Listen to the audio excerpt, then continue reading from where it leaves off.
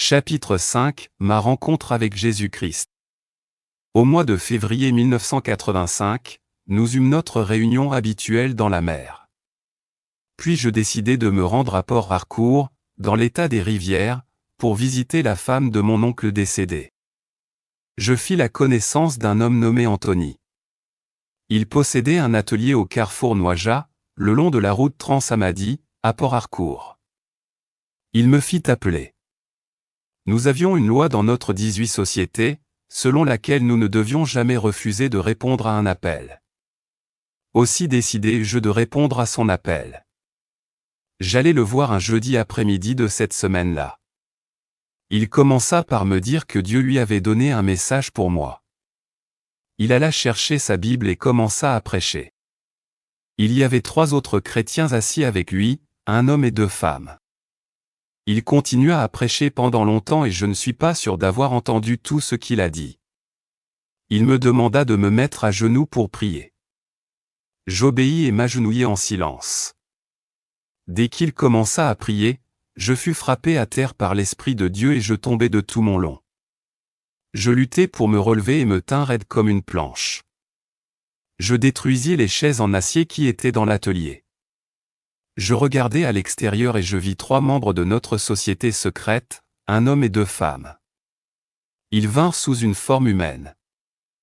Ils se dirigèrent vers la porte mais ils ne purent pas entrer, à cause de la puissance de Dieu. Je suis certain que le système d'alarme les avait avertis de mon problème dans la mer.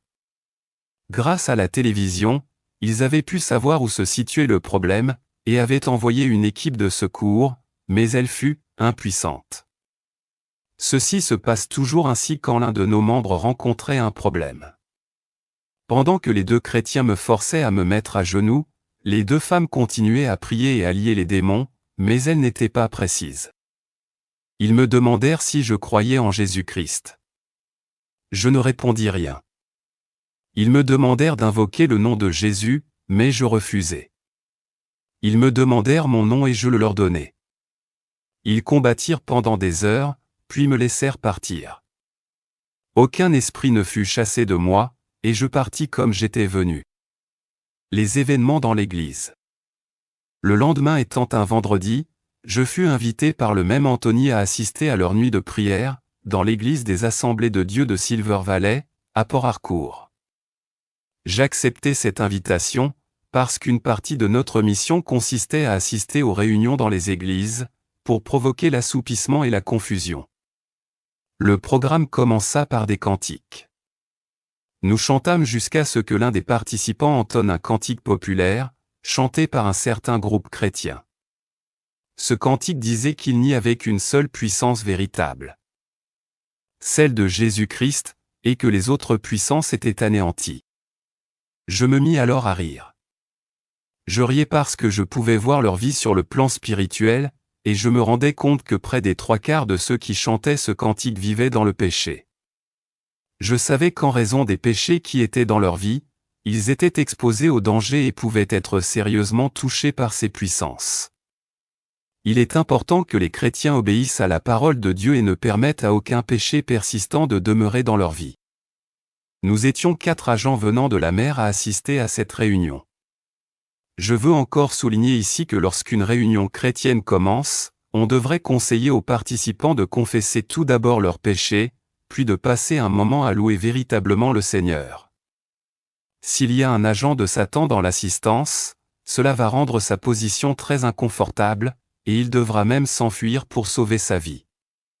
Mais nous nous sentions très à l'aise dans cette réunion, et nous avons même pu exercer notre action. Beaucoup de participants ont commencé à dormir. Les cantiques étaient chantés sans puissance, et les choses allaient de travers. Le frère Anthony leur avait déjà parlé de moi et, vers 2 heures du matin, ils m'ont appelé pour prier pour moi. Dès que je me fus approché de l'estrade, ils commencèrent à invoquer le sang de Jésus. Je les arrêtai et je leur dis, ce n'est pas le fait d'invoquer le sang de Jésus qui résoudra le problème. Je suis un membre de haut rang de notre société secrète. Si vous êtes d'accord que vous pouvez me délivrer, je me mettrai à genoux. Je n'avais pas prémédité de prononcer ces paroles. Le sang de Jésus effraie les démons et protège les croyants.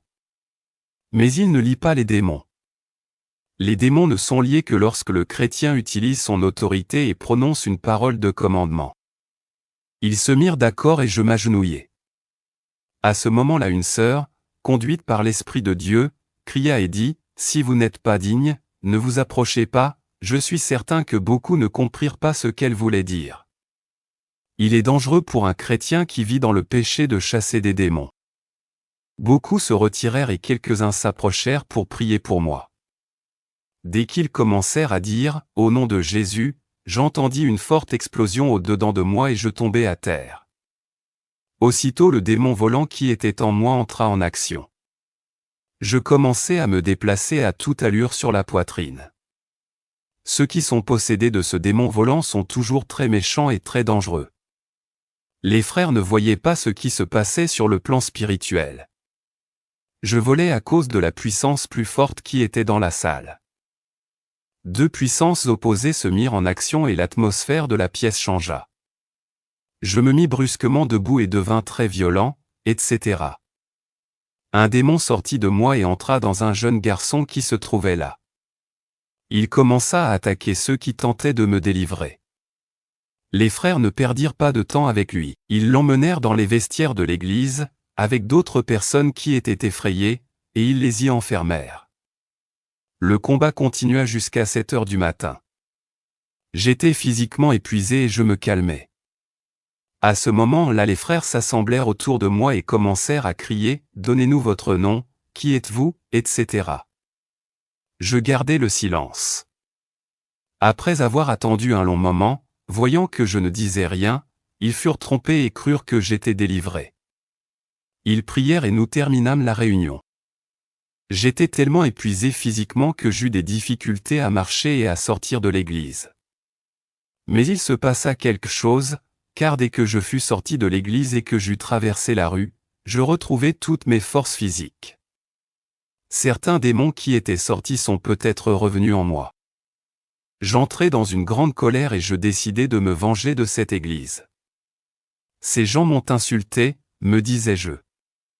À cause de cette insulte, j'étais décidé à retourner à Lagos, à acquérir davantage de pouvoir, à réunir d'autres sorciers aussi méchants que moi, et à revenir à Port Harcourt pour me venger sur tous les membres des Assemblées de Dieu de Silver Valley. En route pour Lagos. En revenant chez la femme de mon oncle, je leur dis que je partais immédiatement pour Lagos. Je refusai de me laisser convaincre de rester. Je pris un bus pour aller à la gare routière de Mile 3, où je repris un autre bus pour Onitsha. Mon intention était de m'arrêter à Onitsha, d'y rencontrer un ami, puis de poursuivre ma route vers Lagos.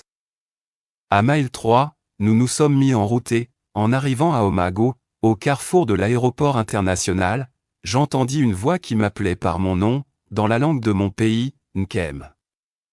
Je me retournai pour voir s'il y avait dans le bus quelqu'un qui me connaissait, mais je ne vis personne. Qui avait pu m'appeler ainsi? Seule ma mère m'appelait par ce nom. Tout le monde, y compris dans le monde spirituel, me connaissait sous mon nom d'Emmanuel. Alors que j'étais encore en train de réfléchir, j'entendis une nouvelle fois la voix, « Nkem, vas-tu encore me trahir ?» Soudain, j'ai eu une très forte fièvre. La chaleur qui se dégageait de mon corps était si forte que les autres passagers la ressentaient. L'un d'eux me demanda, « Monsieur, est-ce que vous vous sentiez bien avant de commencer le voyage ?» Je leur dis que je me sentais bien et que je n'avais même pas eu un mal de tête avant de quitter Port Harcourt. À Umuakpa, dans Owerri, je m'évanouis dans le bus. Tout ce dont je me rappelle ensuite, c'est avoir vu deux hommes de haute stature et de forte carrure venir vers moi. L'un d'eux se plaça à ma droite et l'autre à ma gauche, sans m'adresser une seule parole. Ils me conduisirent par une route très mauvaise, parsemée de bouteilles brisées et de morceaux de métal. En marchant, ces bouteilles et ces morceaux de métal me provoquèrent des coupures. Je commençais à pleurer mais ces hommes ont continué à ne pas me dire un mot. Nous avons continué et nous sommes arrivés sur une voie express.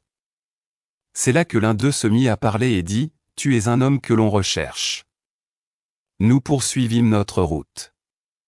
Nous nous approchâmes d'un bâtiment de très grande dimension, qui ressemblait à un centre de conférence. Dès que nous eûmes posé le pied sur le dallage, une voix provenant de l'intérieur dit « Faites-le entrer ». Ils me firent entrer et disparurent, me laissant seul.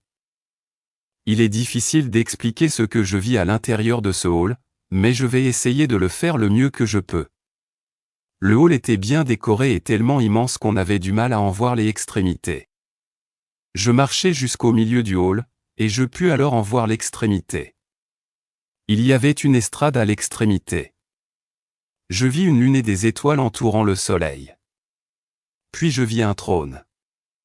Assis sur le trône, je vis un homme extrêmement beau, dont les vêtements brillaient comme le soleil. Il me dit, « Viens ». Mais il resplendissait tellement que je ne pus m'approcher. Chaque fois que j'essayais de bouger une jambe, je tombais. Je me relevais, essayais encore, et retombais. Soudain, une lune sortit du trône où il était assis et se déplaça le long du plafond, jusqu'à l'endroit où je me tenais. Puis deux mains sortirent de la lune, saisirent ma tête et me secouèrent, retirant mon corps physique comme on retire un vêtement. Et seul resta debout mon être véritable. Les mains plièrent mon corps physique comme on plie un linge, et le laissèrent tomber le long du mur. La lune retourna alors vers le trône, et celui qui était assis sur le trône dit à nouveau, « Viens ». La purification spirituelle. Je marchai jusqu'à une certaine place, et il se leva du trône pour venir à ma rencontre. Il m'enleva les jambes l'une après l'autre, secoua ce qui était à l'intérieur, et les remit en place. Il fit de même avec mes mains et les remit en place. C'étaient en fait toutes les parties de mon corps où la reine de la côte avait placé ses pouvoirs. Je me demandais en moi-même qui pouvait être ce personnage, et comment il pouvait connaître les endroits où ces choses se trouvaient. Après cela, il retourna sur son trône et me demanda de m'approcher. Dès que je commençai à m'approcher, certains objets se mirent à tomber de mon corps, des écailles tombèrent de mes yeux, etc., mais cela s'arrêta avant que j'atteigne l'estrade. « Où te rends-tu » demanda-t-il. Je répondis, « Je vais à Onitsha pour voir un ami. » Il dit, « Oui, mais je vais te montrer ce que tu as dans ton cœur. » Jusque-là, je ne savais absolument pas qui était ce personnage. Mais une chose était certaine, sa puissance était bien plus grande que toutes les puissances que j'avais pu rencontrer. Il fit un signe à un homme et lui demanda de me montrer ce que j'avais conçu dans mon cœur. Cet homme me conduisit dans une pièce et ouvrit quelque chose qui ressemblait à un tableau noir. En réalité, s'il y avait eu un moyen de m'enfuir, je me serais enfui, car je vis écrit sous mes yeux tout ce que j'avais l'intention de faire contre les chrétiens et contre l'Église des Assemblées de Dieu de Silver Valley. L'homme me conduisit à nouveau vers l'estrade et nous quitta. Le personnage descendit de son trône et me prit par la main. Il me dit qu'il allait me montrer certaines choses.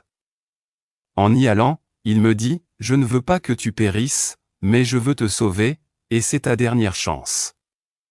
Si tu ne te repens pas et si tu n'acceptes pas de me servir, tu mourras. Je veux te montrer la demeure de ceux qui sont sauvés et celle de ceux qui ont désobéi. » Quand il eut dit ceci, je sus alors que je me trouvais en présence de Jésus-Christ. Les révélations divines. Nous entrâmes dans une salle, et il écarta quelque chose qui ressemblait à un rideau. Je vis le monde entier, les hommes et tout ce qui se passait dans le monde. Je vis à la fois les chrétiens et les non-croyants occupés à leurs affaires. Nous allâmes dans une seconde salle. Il écarta à nouveau un rideau et je vis un triste spectacle. Des gens étaient enchaînés. Il me dit que ces gens étaient les hypocrites. Ces gens avaient l'air très malheureux et il dit, ils resteront ainsi jusqu'au jour du jugement. Nous allâmes dans une troisième salle. Il écarta un rideau et je vis de nombreuses personnes qui portaient des vêtements blancs et qui se réjouissaient. Cette fois, je lui demandai, qui sont ceux-ci ? Il dit, ce sont les rachetés qui attendent leur récompense. Nous nous rendîmes dans une quatrième salle, et ce que je vis était très effrayant. Cher lecteur, il est difficile de le décrire. Cela ressemblait à une cité tout entière en feu. L'enfer existe et c'est quelque chose de terrible. Si l'on vous a fait croire que l'enfer et le ciel sont seulement sur la terre, et qu'il n'y a rien après la mort, sinon un total anéantissement, vous feriez mieux de réaliser, tant que vous êtes vivant, que l'enfer existe réellement et que le ciel existe réellement. Il n'est pas étonnant que Jésus, lorsqu'il était ici sur terre, ait averti les hommes en ce qui concerne l'enfer. Je le répète, l'enfer existe et c'est un endroit terrible. Je lui demandai, qu'est-ce que cela? Il me répondit, c'est le lieu qui a été préparé pour Satan et pour ses anges, et aussi pour ceux qui ont désobéi. Puis il nomma ceux qui ont désobéi, comme il est écrit dans Apocalypse 21h8, mais pour les lâches, les incrédules, les abominables, les meurtriers, les débauchés, les magiciens, les idolâtres et tous les menteurs, leur part sera dans les temps ardents de feu et de soufre, cela, c'est la seconde mort. Nous allâmes dans la 5e salle. Et lorsqu'il écarta un rideau, ce que je vis ne peut être caractérisé que par ce mot, glorieux. C'était comme si nous regardions du haut d'une montagne. Je vis une cité nouvelle. La ville était immense et magnifique. Les rues étaient en or. Les bâtiments ne peuvent se comparer à rien de ce qui existe dans notre monde. Il me dit, c'est ici l'espérance des saints. Veux-tu y aller? Je répondis aussitôt, oui. Ensuite, nous retournâmes jusqu'au trône et il dit, va témoigner de ce que j'ai fait pour toi. Il me conduisit à nouveau dans une autre salle. Il écarta un rideau, et je vis tout ce qui allait m'arriver pendant mon voyage à Onitsha et à Lagos, et comment il me délivrerait finalement. Après cela, il me dit, ne crains rien. Va, je serai avec toi. Il me conduisit à l'extérieur du hall et disparut. Je m'éveillai dans un lit, dans la maison d'un inconnu. Je criai. L'homme et sa femme sortirent de leur chambre. Ils jetèrent d'abord un coup d'œil, puis entrèrent. Pourquoi suis-je ici? L'homme raconta alors comment je m'étais évanoui dans un bus et comment il m'avait transporté jusqu'à la cathédrale catholique d'Owerri. Ils avaient appelé un docteur qui était venu et qui, après m'avoir examiné, avait dit que mon pouls était normal, et qu'il devait attendre pour voir ce qui allait se passer. Le docteur leur donna l'assurance que j'allais revenir à moi. L'homme me transporta alors chez lui dans sa voiture, et il attendit. Il m'avoua aussi qu'il n'avait jamais su pourquoi il avait cru le docteur, ni pourquoi il avait pris la responsabilité de m'emmener chez lui. Ils me demandèrent mon nom et mon adresse. Je les leur donnai, puis je restai tranquille, et je ne leur racontai rien de mon expérience. Je restai paisiblement 2 jours chez cette aimable famille. Puis l'homme et sa femme me conduisirent à la gare routière d'Owerri, où je pris un bus pour Onitsha. Tout ce que le Seigneur m'avait montré d'avance concernant mon voyage se réalisa. Je pris un autre bus pour Lagos. Cette nuit-là, le Seigneur me parla et me demanda de quitter Lagos dès le lendemain matin, avant toute autre chose. J'obéis et quittai Lagos pour Port Harcourt le lendemain matin. Je me demande souvent pourquoi le Seigneur a sauvé un homme tel que moi. Un homme tellement méchant et destructeur, un agent de Satan.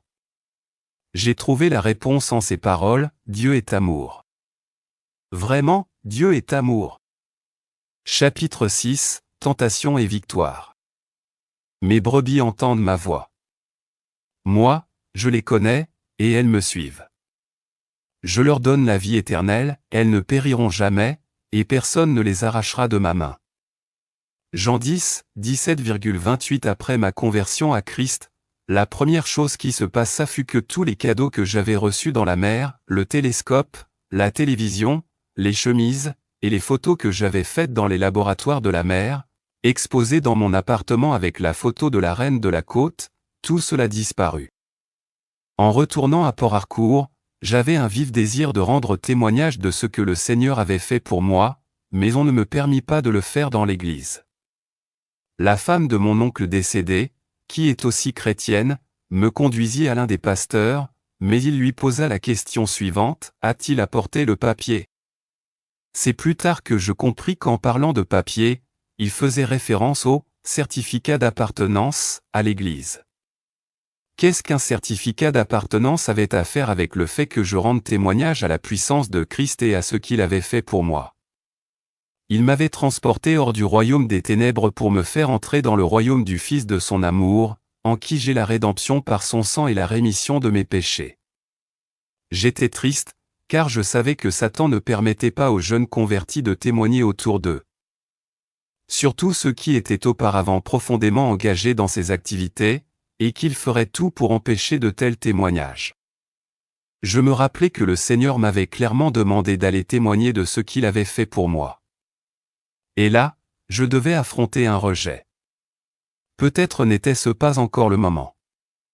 Je décidai donc de ne plus donner mon témoignage à personne et d'attendre. Je fis un voyage d'affaires au Togo avec 3 négociants d'Aba. J'y achetai pour 160 000 Naira de marchandises. Je donnai 70 000 Naira de mon propre argent, et j'empruntai les 90 000 Naira qui me manquaient aux négociants d'Aba. Parmi mes achats figuraient des lots de dentelles, tout un assortiment de médicaments, spécialement des antibiotiques, des seringues, des thermomètres, etc. À la frontière du Nigeria, nous fûmes retenus par la douane. Plus tard, on nous demanda de payer un pot de vin. Nous refusâmes, et les marchandises furent saisies, y compris celles qui appartenaient à mes 3 collègues. Quelques mois plus tard, tout ce qui appartenait à mes 3 collègues fut restitué, à l'exception de mes marchandises. Je retournai les voir plus tard. On me demanda de payer 40 000 Naira. Mais, en vérifiant ma marchandise, je découvris que tout ce qui avait de la valeur, la dentelle, les seringues, les médicaments, avait déjà été volé. Je réunis ce qui restait et je calculai que le fait de payer 40 000 Naira à la douane ne ferait qu'augmenter la perte. Aussi décidai-je de leur abandonner tout ce qui restait. Les négociants auxquels j'avais emprunté l'argent me poursuivirent. Certains appelèrent la police, d'autres saisirent la justice et projetèrent de m'ôter la vie.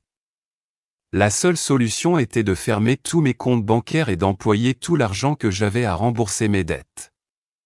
Par la grâce de Dieu, je pus rembourser tout le monde, sauf 1000 Naira que je devais à mon propriétaire de la gosse.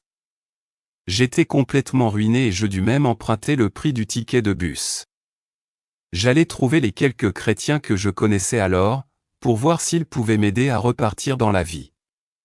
On ne me répondit ni oui ni non.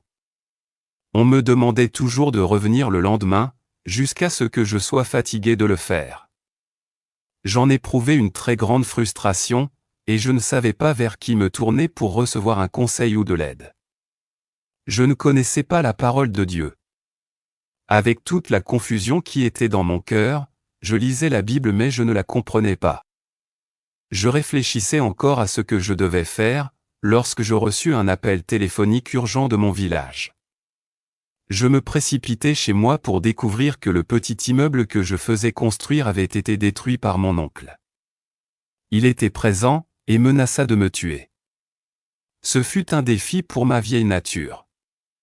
Je me rappelai que lorsque j'étais membre de la société secrète, il me redoutait et se mettait à genoux devant moi. Mais il savait à présent que j'étais transformé, j'ignorais comment il l'avait su, car je ne m'étais pas rendu chez moi depuis ma conversion, et maintenant c'était lui qui me menaçait. J'invoquai le Seigneur et je lui dis, « Ainsi, tu m'as sauvé pour me laisser dans la frustration et pour permettre à mes ennemis de se réjouir à mon sujet. » Je pleurai, et décidai de retourner dans la société secrète. Au moins, je serai délivré de toute cette confusion, et je donnerai aussi à mon oncle une leçon dont il se souviendrait toute sa vie. Bien que j'ai pris cette décision, j'éprouvais en moi de grandes craintes. 1. Lors de ma conversion, le Seigneur m'avait clairement dit, « C'est ta dernière chance. » Si je retournais dans la société secrète, cela pouvait signifier ma mort.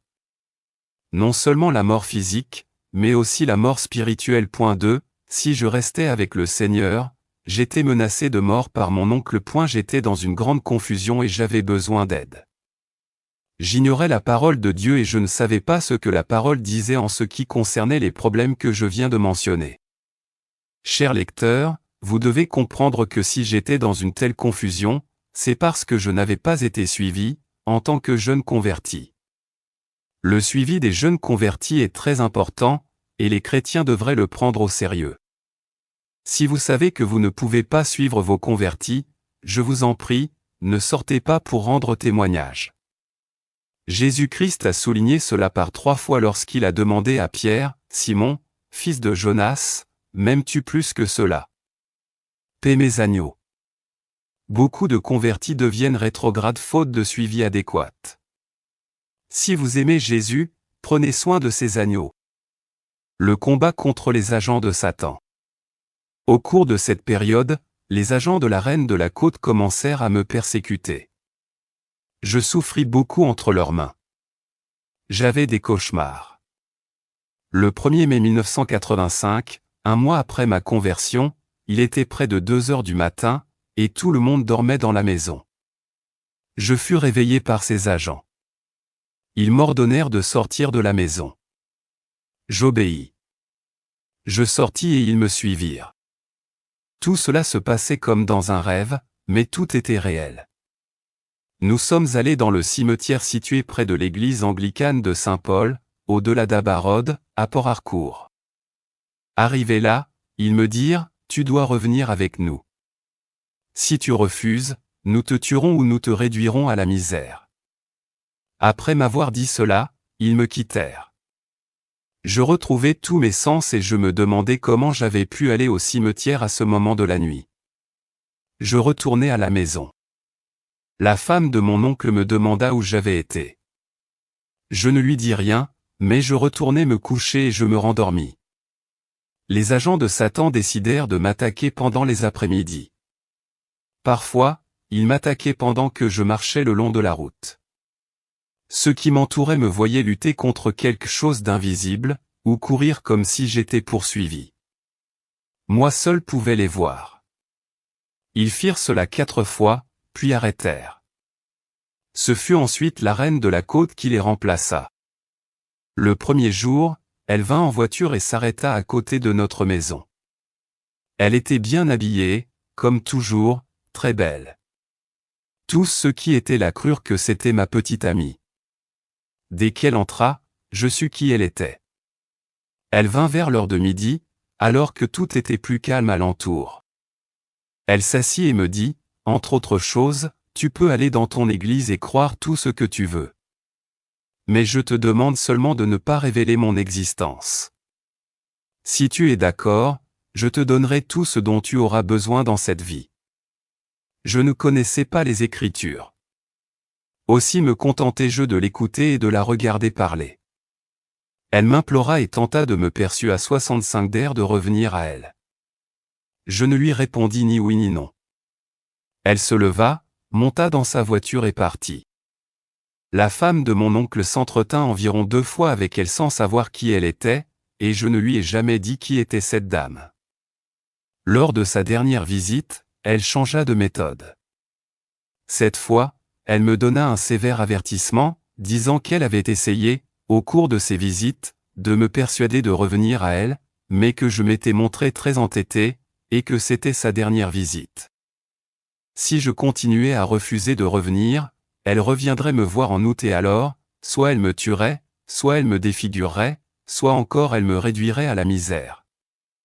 Sur ces paroles, elle partit. J'eus peur, aussi me rendis-je un jour à l'église, où j'appelai un frère.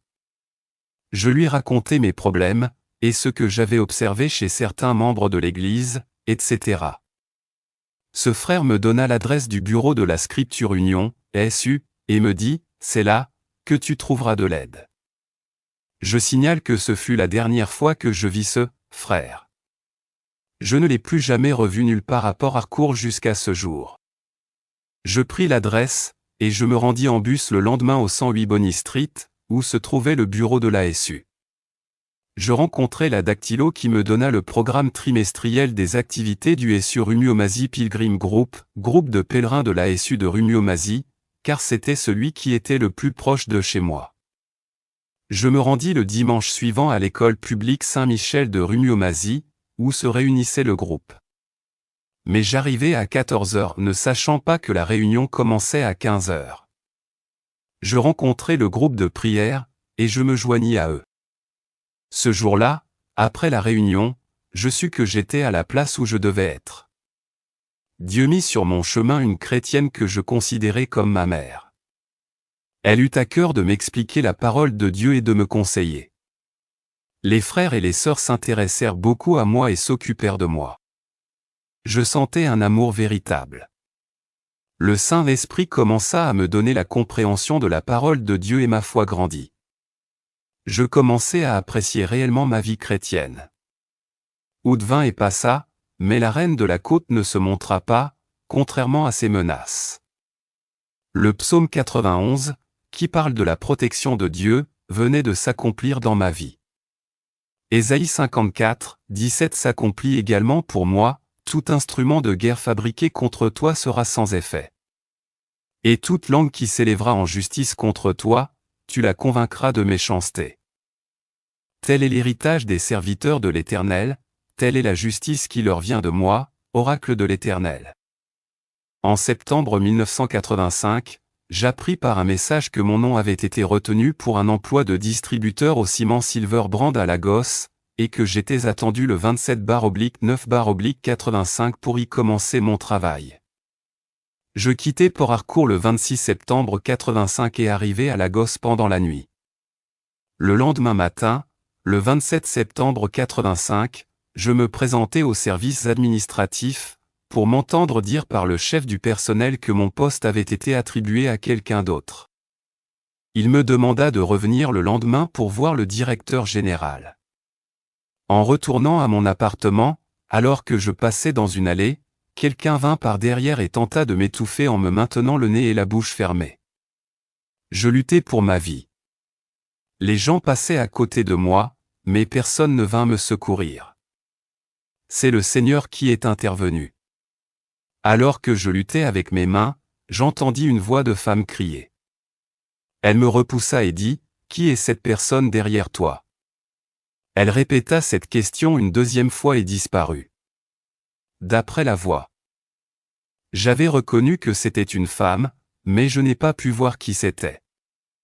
J'étais étourdi, et je suis rentré en titubant à mon appartement. Là, encore, mon propriétaire m'attendait, très irrité, et me dit « Pourquoi t'es-tu enfui avec mon argent et mon loyer ?» Je le suppliai de m'écouter et tentai de lui expliquer que j'étais pour le moment sans travail, mais que je lui paierais son argent dès que j'en aurais moi-même. Il fut d'accord et je pensais que le problème était réglé. Le lendemain, le 28 septembre 85, je retournai au bureau et rencontrai le directeur général. Il me pria de l'excuser d'avoir attribué mon poste à quelqu'un d'autre. Il parlait encore lorsqu'un jeune homme entra et me dit « N'êtes-vous pas Emmanuel ?» Je répondis par l'affirmative. Il me dit « Oui, nous te tenons enfin. N'as-tu pas fini de courir ?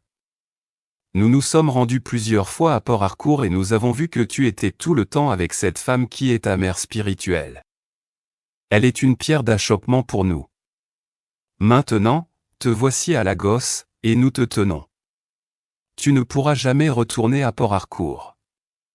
C'est moi qui ai pris ta place. Je le défiai et lui dis, tu ne peux rien faire. Le directeur général était surpris de voir ce qui se passait dans son bureau. Je m'excusai et retournai à mon appartement. Quelques minutes plus tard, j'entendis frapper à ma porte, et Nina entra. Elle me demanda si je repartais à Port Harcourt. Je lui répondis oui. Elle me supplia de revenir avec eux, et me dit que les tâches pour lesquelles j'avais été spécialement formé n'avaient toujours pas été assignées à quelqu'un d'autre. En langue yoruba, j'étais un kotipari, formé pour diriger les agents des puissances démoniaques. Formé pour s'occuper de la salle de contrôle sous-marine, d'où l'on pouvait suivre tout ce qui se passait dans le monde, et où l'on pouvait recevoir et envoyer des signaux d'alerte, mobiliser des forces, etc. Formé pour assister la reine de la côte, ce qui impliquait non seulement la participation à des cérémonies et à des sacrifices, et l'exécution de missions spéciales pour son compte, mais aussi d'autres choses difficiles à expliquer. Formé pour implanter, avec l'aide des puissances des ténèbres, d'autres sociétés secrètes, à l'apparence inoffensive, mais capable d'attirer des jeunes, ainsi qu'un plus grand nombre de gens qui fréquentent les églises. Elle me dit que si je l'accompagnais, j'aurais une double promotion et de nombreuses bénédictions. Elle avoua qu'ils étaient responsables de la saisie et du vol de mes marchandises, et que c'était également eux qui avaient suggéré à mon oncle de détruire mon immeuble et de me menacer de mort. Si je refusais de la suivre, ils me feraient bien d'autres choses et veilleraient à ce que je ne prospère pas. Ils avaient aussi décidé de combattre ma mère spirituelle.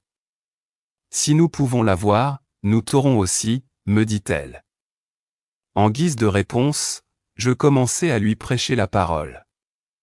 Elle se leva et dit, « Ils sont en train de te tromper. » Puis elle partit. Ceci se passait le soir du 28 septembre 85. 15 minutes à peine après son départ, j'entendis encore frapper à ma porte. Cette fois, il y avait là 4 hommes. Ils me firent signe de les suivre. Je le fis, et je les accompagnai à l'extérieur. Nous marchâmes à quelque distance, et l'un d'eux me dit, « Est-ce que tu nous connais ?» Je répondis non. Il ajouta, « Nous avons été payés par ton propriétaire pour te tuer. » Pendant qu'il parlait, l'un d'eux brandit un pistolet et un autre un poignard. Je me sentis sans défense et je sus qu'ils allaient me tuer, mais Dieu, d'une manière surnaturelle, accomplit un miracle qui nous surprit tous, eux comme moi.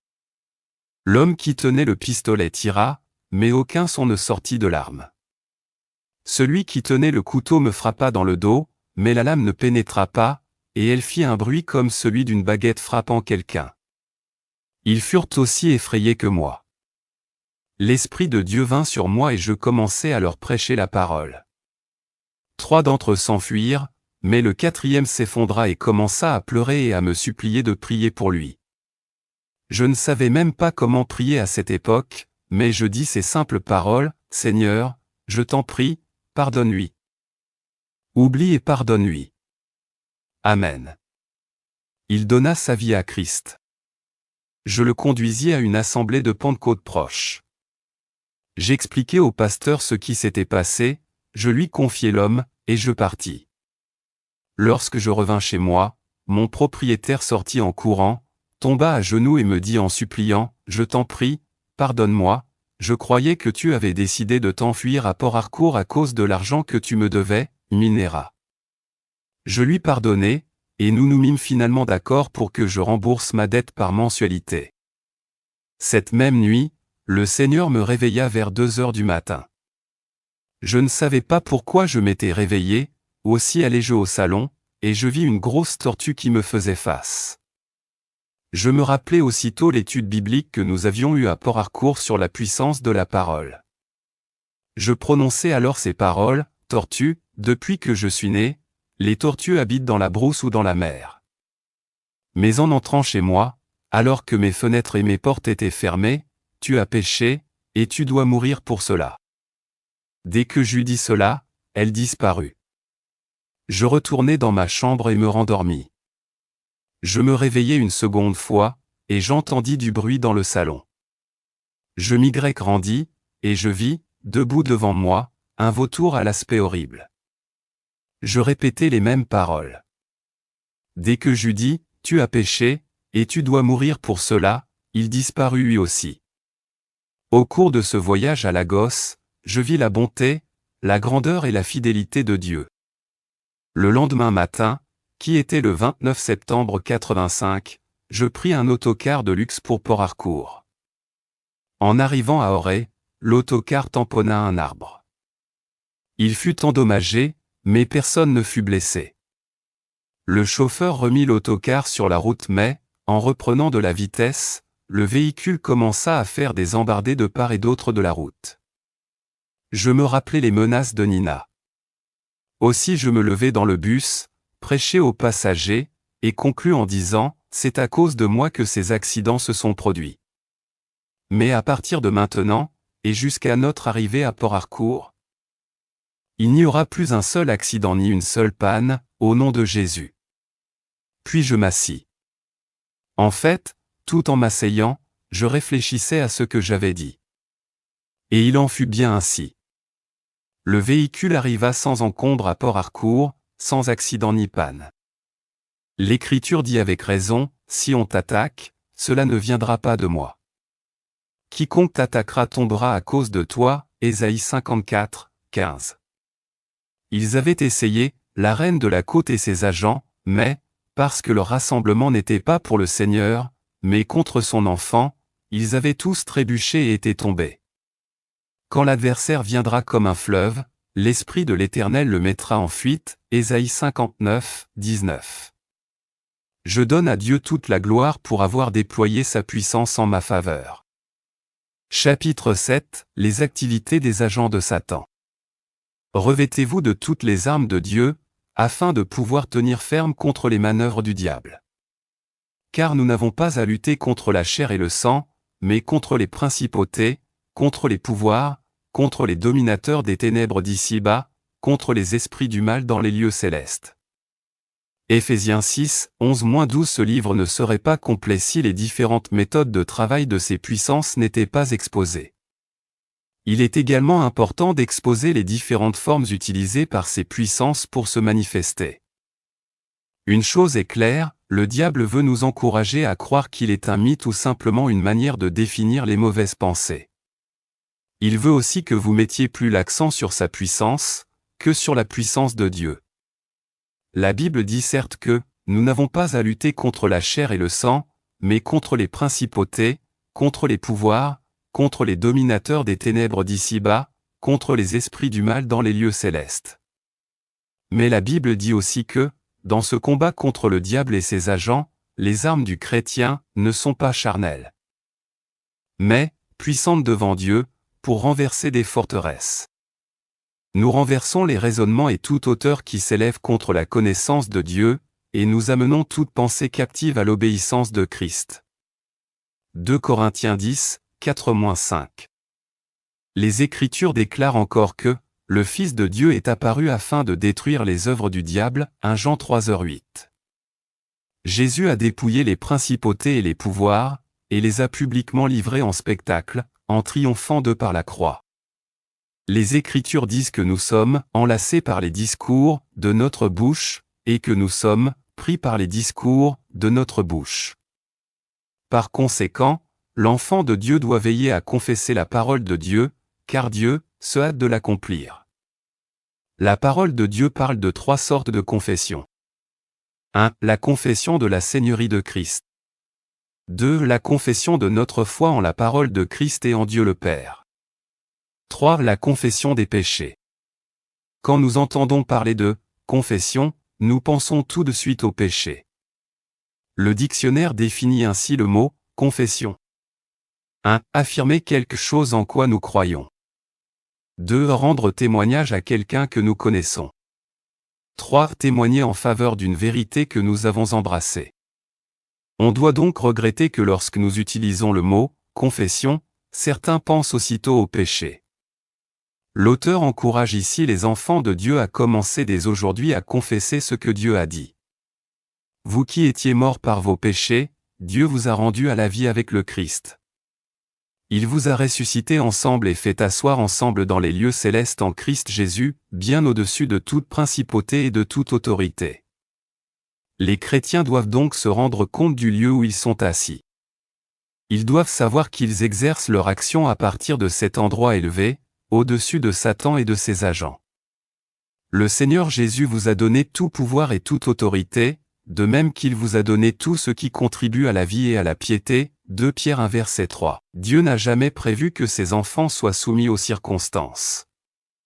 Il veut plutôt que la parole de Dieu, dans la bouche des chrétiens, contrôle les circonstances qui les entourent. Dieu a dit dans Jérémie 23 verset 29, « Ma parole n'est-elle pas comme un feu, et comme un marteau qui fait éclater le roc ?» Les chrétiens, je veux dire les chrétiens nés de nouveau, devraient comprendre que lorsqu'ils prononcent le nom de Jésus, c'est du feu qui sort de leur bouche. Lorsqu'un chrétien s'appuie sur l'autorité qui lui a été donnée par Jésus-Christ, et qu'il prononce un commandement au nom de Jésus, c'est du feu qui jaillit de sa bouche, et tout démon qui contrôle une circonstance donnée doit obéir. Jésus est vivant aujourd'hui, pour veiller à ce que chacune de ses paroles s'accomplisse. Je veux à nouveau insister sur un fait important, que beaucoup de chrétiens négligent, et dont Satan se sert. Jésus, lorsque Pierre lui fit remarquer le figuier séché maudit par le Seigneur, dit dans l'évangile de Matthieu: en vérité je vous le dis, si vous avez de la foi et si vous ne doutez pas, non seulement vous ferez ce qui a été fait à ce figuier, mais quand vous diriez à cette montagne, ôte-toi de là et jette-toi dans la mer, cela se ferait. Tout ce que vous demanderez avec foi dans la prière, vous le recevrez. Matthieu 21 versets 21 à 22. Dans l'évangile de Marc. Ayez foi en Dieu. En vérité je vous le dis, si quelqu'un dit à cette montagne, ôte-toi de là et jette-toi dans la mer, et s'il ne doute pas dans son cœur, mais croit que ce qu'il a dit arrive, cela lui sera accordé. C'est pourquoi je vous dis, tout ce que vous demanderez en priant, croyez que vous l'avez reçu, et cela vous sera accordé. Marc 11 versets 22 à 24. Le Seigneur souligne ici la puissance de la parole prononcée par notre bouche. Il encourage aussi les chrétiens à être précis dans leurs prières, et dans l'exercice de leur autorité. Certains chrétiens demandent bien à la montagne de se déplacer, mais ils ne lui disent pas où elle doit se jeter. Jésus a dit que si nous disons à la montagne, ôte-toi de là et jette-toi dans la mer. Prenons l'exemple de la prière pour chasser les démons. Certains chrétiens lient les démons et les expulsent, mais sans les envoyer dans un certain lieu. Ceci est dangereux. Lorsque vous liez un démon, il est lié. Si vous l'expulsez sans l'envoyer dans un certain lieu, il demeure à proximité. Si vous vous contentez de chasser un démon de quelqu'un, le démon restera dans les parages, et il reviendra plus tard ou entrera dans quelqu'un qui n'est pas chrétien. Par conséquent, les chrétiens doivent bien faire attention lorsqu'ils chassent des démons, ils doivent veiller à ce que le démon soit lié, chassé et envoyé dans un lieu précis. En priant, certains chrétiens disent, par exemple, démon, je vous arrête, au nom de Jésus. Sur le plan spirituel, vous pourriez réellement voir les démons s'arrêter et attendre l'ordre suivant. Mais si le chrétien s'arrête là, il n'a pas vraiment aidé la victime. Ne vous amusez pas avec le diable. On ne s'amuse pas avec son ennemi. Dieu nous a donné un ministère de délivrance et de réconciliation des hommes avec Dieu. Par conséquent, vous devez soigneusement veiller à bien faire votre travail. Je le répète, lorsque vous liez un démon, il est lié. Lorsque vous le chassez dans un certain endroit, il en est ainsi. Tant que vous ne jouez pas avec le péché, mais que vous vivez dans la volonté de Dieu, le diable ou ses agents doivent obéir à tout commandement que vous leur adressez au nom de Jésus. Dieu a promis de se tenir derrière chacune de ses paroles. Avant de parler de mon sujet suivant, la manière dont Satan et ses agents se manifestent, je voudrais que vous réfléchissiez au passage suivant des Écritures. 1. Et vous avez tout pleinement en lui, qui est le chef de toute principauté et de tout pouvoir, Colossiens 2 verset 10. 2. Voici, je vous ai donné le pouvoir, l'autorité, de marcher sur les serpents et les scorpions, et sur toute la puissance de l'ennemi, et rien ne pourra vous nuire, Luc 10 verset 19. 3. Si l'on t'attaque, cela ne viendra pas de moi. Quiconque t'attaquera tombera à cause de toi. Tout instrument, de guerre, fabriqué contre toi sera sans effet. Et toute langue qui s'élèvera en justice contre toi, tu la convaincras de méchanceté. Tel est l'héritage des serviteurs de l'Éternel, telle est la justice qui leur vient de moi, oracle de l'Éternel, Ésaïe 54 versets 15 à 17. J'ai mentionné plus haut dans ce livre que ces puissances du mal œuvrent surtout dans les églises, sur les marchés, dans les cimetières, les forêts, les jungle et les hôtels, dans la mer et dans l'air. Dans les églises. Nous sommes témoins aujourd'hui qu'il y a dans les églises beaucoup de personnes possédées. Certaines d'entre elles parlent en langue et même prophétisent. Seuls ceux qui ont l'Esprit de Dieu peuvent les discerner. Mais nous parlons ici des agents de Satan qui sont dans les églises. Nous ne parlons pas des membres secrets de certaines sectes, qui fréquentent les églises. Certains sont même des conducteurs spirituels. Nous savons qu'ils sont présents. Je veux parler ici de ceux qui viennent en tant qu'agents de Satan pour 1. Provoquer des disputes et de la confusion dans les églises.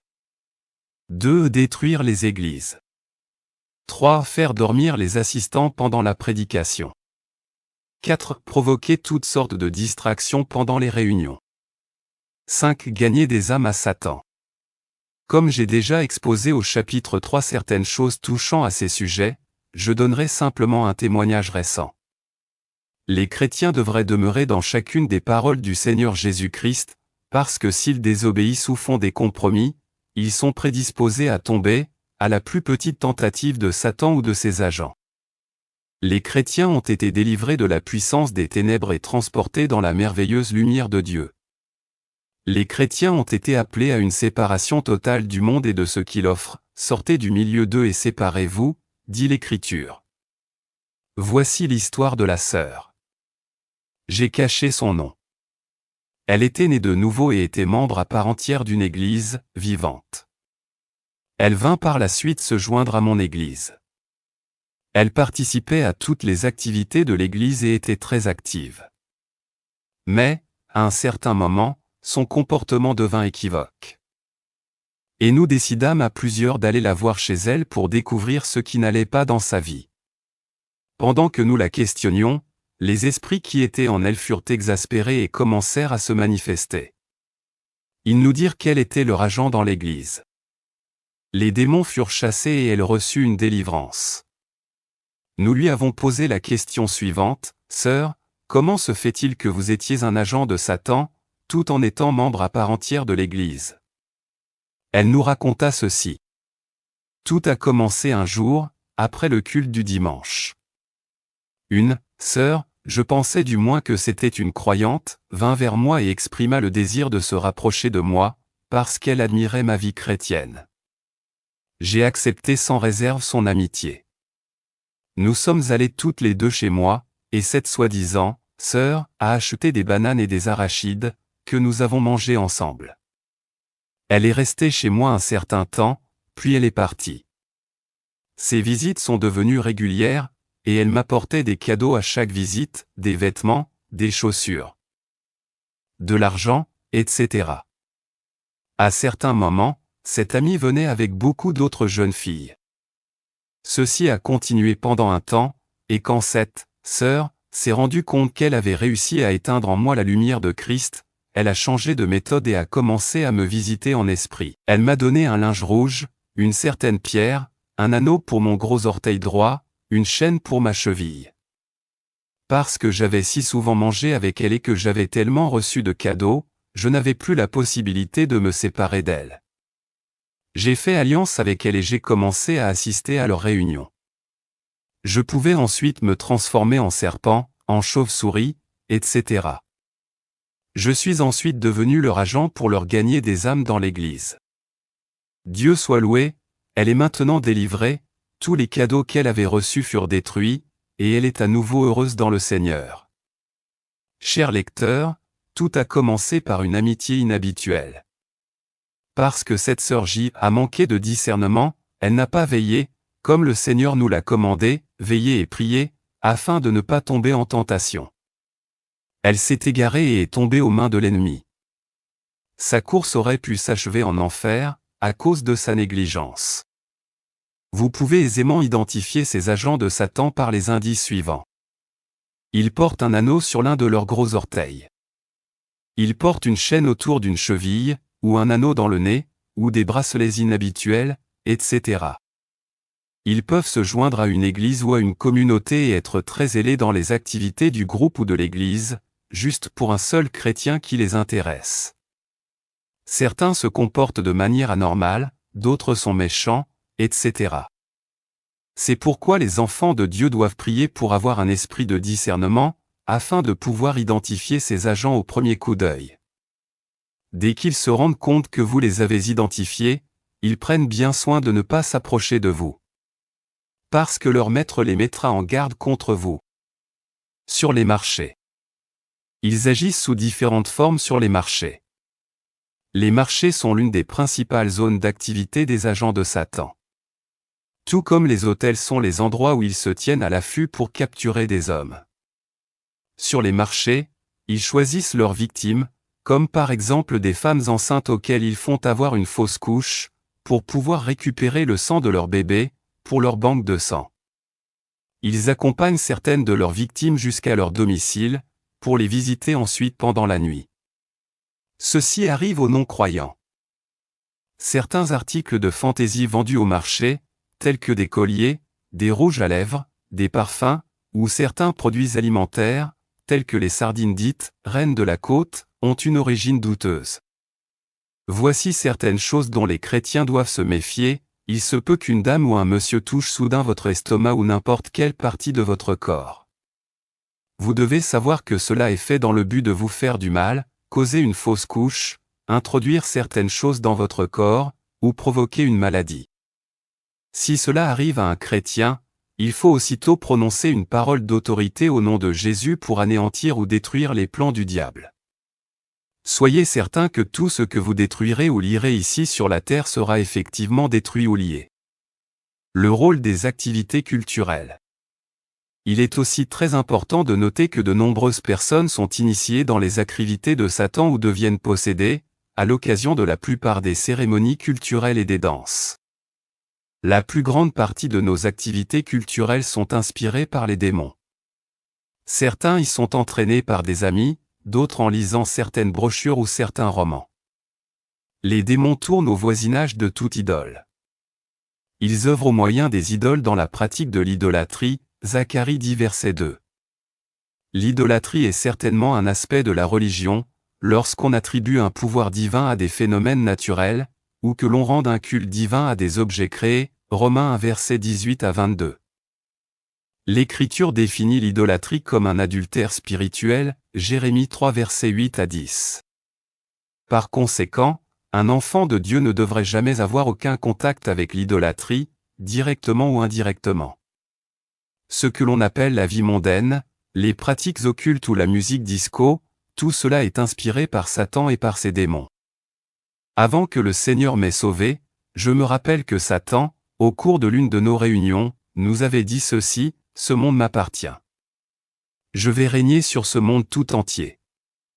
Il est en mon pouvoir, et je détruirai tous ceux qui croient dans le nom du juste. » Satan ne mentionne pas le nom de Jésus. Et si quelqu'un le fait en sa présence, il court le risque de perdre la vie. Je promets de faire de chacun de vous, mes agents, des gouverneurs, etc. Satan est en vérité un menteur et le père du mensonge. Des plans avaient aussi été dressés pour réduire au silence les chrétiens du Nigeria, en soumettant à des restrictions les importations de Bibles et de littérature chrétienne. Satan œuvre par l'intermédiaire de non-croyants qui sont en position d'autorité et de commandement, pour instaurer des politiques et des programmes anti-chrétiens. Il établit aussi des centres de guérison qui ont une apparence très religieuse, et qui lui servent à revendiquer des âmes. Ces centres, appelés en général des maisons spirituelles de guérison, sont partout autour de nous. Il s'y produit de nombreux prodiges mensongers, pour tromper leurs clients. Satan est tout à fait conscient du retour de Christ, et il pousse constamment ses agents à se dépêcher et à manifester un zèle ardent dans leurs tâches. Il dit toujours, il ne nous reste plus de temps. Chers enfants de Dieu, puisque Satan ne dort pas, pourquoi devriez-vous dormir? Chapitre 8, les armes du croyant. Le nom de Jésus. Le sang de Jésus. La parole de Dieu. La louange. Au reste, fortifiez-vous dans le Seigneur et par sa force souveraine. Revêtez-vous de toutes les armes de Dieu, afin de pouvoir tenir ferme contre les manœuvres du diable. Éphésiens 6 versets 10 à 11, ils l'ont vaincu à cause du sang de l'agneau et à cause de la parole de leur témoignage. Apocalypse 12 verset 11. J'ai déjà beaucoup parlé de cela plus haut, mais je voudrais encore citer quelques exemples. Je vous en prie, comprenez bien que ce nom de Jésus est puissant. Le sang de Jésus est puissant. L'Écriture dit, il s'est humilié lui-même en devenant obéissant jusqu'à la mort sur la croix. C'est pourquoi aussi Dieu l'a souverainement élevé et lui a donné le nom qui est au-dessus de tout nom, afin qu'au nom de Jésus tout genou fléchisse dans les cieux, sur la terre et sous la terre, et que toute langue confesse que Jésus-Christ est Seigneur, à la gloire de Dieu le Père. Philippiens 2 versets 8 à 11. Je répète ce que dit l'Écriture, ils l'ont vaincu par le sang de l'agneau et par la parole de leur témoignage. Apocalypse 12 verset 11. Que ce nom de Jésus soit toujours sur vos lèvres. Le nom et le sang de Jésus détruisent les plans de Satan et anéantissent réellement les stratégies de Satan et de ses agents. Ensuite, vous devez apprendre à chanter les louanges de Dieu. Les louanges sont toujours puissantes. Voici l'histoire du pasteur Ika, j'ai caché son nom. Il était pasteur d'une église à Ebut-Meta. Je l'avais pris pour cible, parce qu'il osait faire les choses suivantes. 1. Il troublait notre paix en convoquant des réunions de bonne heure le matin pour écouter la prédication de la parole de Dieu. 2. Il allait partout avec son mégaphone, notamment aux stations de bus de la ligne numéro 2, le long de Akintola-Road, à Ebut-Meta. Il prêchait à ces endroits. Non seulement il prêchait, mais il liait toujours les démons, etc. 3. Dans son église, il exposait les œuvres des ténèbres dans ses prédications, puis il commençait à lier les démons. 4. Il priait beaucoup. 5. Il chantait et louait Dieu tout le temps. J'envoyais mes messagers contre lui, mais ils ne purent pas le tuer. Je décidai donc d'accomplir la besogne moi-même. Un certain jour, je le vis en train de marcher le long de la nouvelle voie GRA. Il est intéressant de signaler la chose suivante à propos de ce pasteur: chaque fois que nous voulions l'attaquer, nous apercevions 2 colonnes de nuit qui l'accompagnaient partout, l'une à sa droite et l'autre à sa gauche, et qui nous empêchaient d'approcher. Mais, ce jour-là, je ne vis rien, aussi j'eus doublement l'assurance que ma mission serait couronnée de succès. Je commandai à la pluie de tomber, afin de pouvoir le frapper de la foudre. La pluie commença à tomber, et le tonnerre à gronder. Tous les arbres proches commencèrent à perdre leurs branches, mais ce pasteur chantait, rempli de joie. Je me rappelle encore le cantique qu'il chantait: au nom de Jésus, tout genou fléchira. Comme il continuait à chanter ce cantique, la pluie cessa, le tonnerre s'arrêta, et 2 anges apparurent aussitôt, l'un à sa droite et l'autre à sa gauche, une épée flamboyante à la main. Leurs yeux et leurs épées étaient comme des flammes de feu. Puis un vent puissant se mit à souffler et m'emporta. Je me retrouvai dans une autre ville. Je fus confondu, mais, parce que j'avais le cœur tellement dur, tout ce que je trouvai à dire fut: cet homme nous a encore échappé. Ce pasteur ne s'était pas rendu compte du combat spirituel qui s'était mené à son sujet.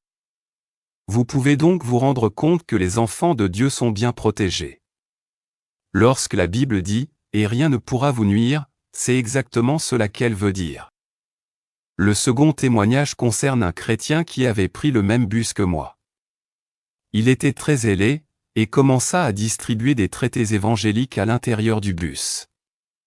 Lorsqu'il me tendit un traité, je le refusai. Alors il entre 87 prit de me prêcher la parole. Il commençait à me déranger, aussi je le frappai avec l'anneau que je portais au doigt, dans l'intention de le tuer. Il cria: « Le sang de Jésus !» Immédiatement, il y eut un éclair et du tonnerre, et un ange apparut. Un vent puissant me poussa avec une grande force hors du bus et je fus transporté dans une jungle épaisse. Si je n'avais pas été secouru par des puissances mauvaises, j'aurais pu me perdre dans cette jungle. Le chrétien ne s'était pas rendu compte du combat qui s'était déroulé à son sujet.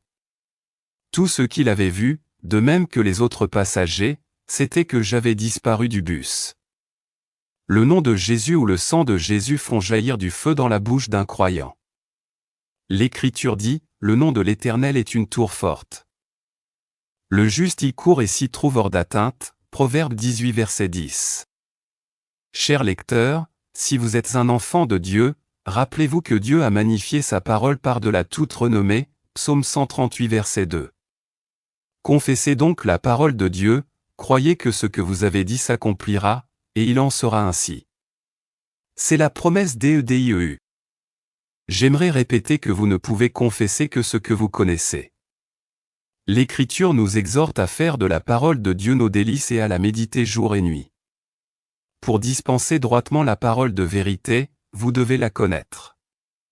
Colossiens 3 verset 16 dit que la parole du Christ habite en vous avec sa richesse, en toute sagesse. Le psaume 1 verset 1 à 3 dit encore ceci, « Heureux l'homme qui ne marche pas selon le conseil des méchants, qui ne s'arrête pas sur le chemin des pécheurs, et qui ne s'assied pas sur le banc des moqueurs. Mais qui trouve son plaisir dans la loi de l'Éternel, et qui médite sa loi jour et nuit. Il est comme un arbre planté près d'un cours d'eau, qui donne son fruit en son temps, et dont le feuillage ne se flétrit pas, tout ce qu'il fait réussit. » Rapprochez-vous de votre Bible, priez sans cesse, ayez un cœur joyeux et tenez ferme, en exerçant l'autorité qui vous a été donnée par le Seigneur Jésus-Christ. Chapitre 9, que faire à présent? Et l'Esprit et l'Épouse disent, viens. Et que celui qui entend dise, viens. Et que celui qui a soif vienne, que celui qui veut, prenne de l'eau de la vie, gratuitement. Apocalypse 22 verset 17. Après avoir lu ce témoignage, vous n'avez pas besoin que l'on vous prêche davantage pour que vous donniez votre vie à Jésus-Christ. L'Écriture dit que, le voleur, Satan, ne vient que pour voler et tuer et détruire, moi, Jésus-Christ, je suis venu, afin que les brebis aient la vie et qu'elle l'ait en abondance, Jean 10 verset 10. Satan voué et a conçu un certain nombre de moyens pour vous entraîner en enfer avec lui. Vous pouvez en attester d'après mon témoignage. Si Satan vous fait une promesse ou même s'il vous fait un cadeau, sachez qu'il a de mauvaises intentions. Satan est menteur et le père du mensonge. Dieu l'a appelé votre ennemi. Pourquoi ne pas croire Dieu et sa parole? Ce n'est pas par hasard que vous avez lu ce témoignage. Examinez-vous et soyez bien sûr d'être en Christ. Vous ne parviendrez qu'à vous tromper vous-même si vous décidez de ne rester qu'un membre d'Église, ou pire, si vous décidez d'adopter une attitude négligente vis-à-vis de cette décision, qui est la plus importante de votre vie. Nous vous en supplions au nom de Christ, soyez réconciliés avec Dieu. Si vous n'êtes pas encore sauvés, c'est-à-dire que si conformément à la parole de Dieu vous n'avez pas encore accepté le Seigneur Jésus-Christ comme votre Seigneur et Sauveur personnel, suivi du baptême dans l'eau, nous vous encourageons de le faire sans hésiter et sans attendre. Soyez bénis, Amen.